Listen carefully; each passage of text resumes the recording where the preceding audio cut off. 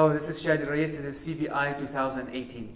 With me is Dr. Marlene Garcia. She is from UT Health San Antonio, and she is one of the finalists for the structural heart disease challenging cases. Congratulations, Marlene. Thank you. Well, can you tell us a little bit about the case? You presented yesterday a phenomenal case, but just walk us through it briefly, please. Yes, so actually my case is a peripheral case. Yeah, but so my case is one of the common challenges that we have in CLI. It's, a 61-year-old gentleman with a gangrenous right toe and a non-healing ulcer in the third toe.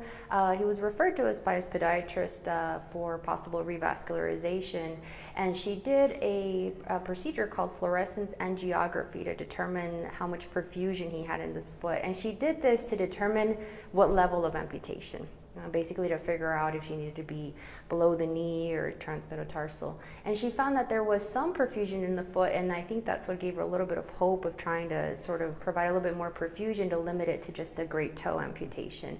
So what we did was we found that he had an anterior tibial CTO, and he had a diffusely diseased peroneal and a DP that was CTO as well. So we opened up the AT with not too much difficulty, ballooned the peroneal, but we weren't able to open the DP. And at that point we asked ourselves, did we do enough? Is he going to heal? And I think that's everybody's question in a case like that. Yeah.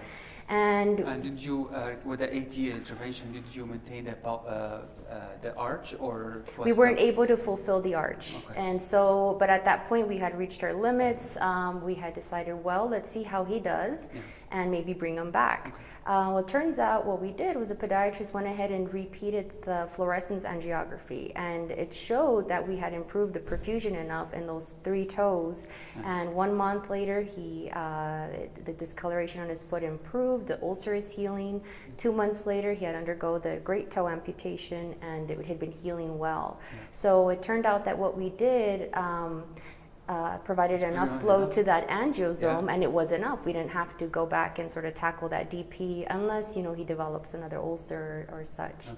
So that's what my case is about. Well, it's really interesting because it highlights a few points. Number one is working as a team with a podiatry, which is, I think we neglect that part. Mm-hmm. And number 2 is the fact that when to stop. Yes.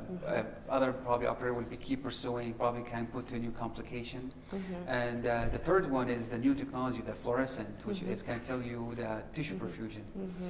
So shifting gears, how did you hear about CVI? And this is your first time, second time? No, actually the first time I went to CVI was when it was in Dallas. It was about 3 years ago. So okay.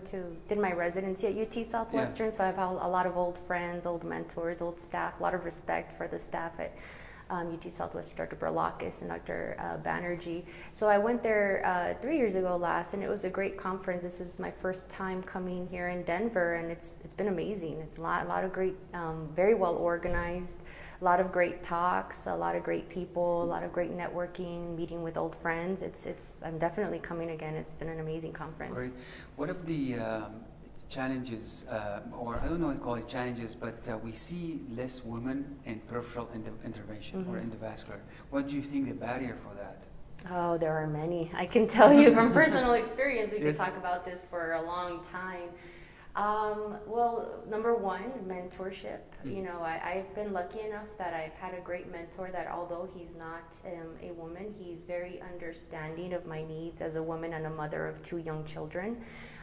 Dr. Stephen Bailey, also at UT Health San Antonio, allowed me to do a research year to accommodate for that difficulty in having young children and trying to do interventional. So I'm able to have secured a spot in my interventional training next year. But without that sort of added support and understanding, it would have been easy to sort of walk away and be like, I'm done. But I think that is a big key, is that in our 30s, we are at key childbearing age. Yes. And the cath lab can be for, the hours, the lead, the weight from the lead, the radiation exposure. Those are all things that make us think twice. The lifestyle, of course. But I think there are ways to overcome those barriers, and I think having strong mentorship, strong support, letting you know, like, you can do this and we'll help you, that's been key in keeping me going. My husband's been also very supportive.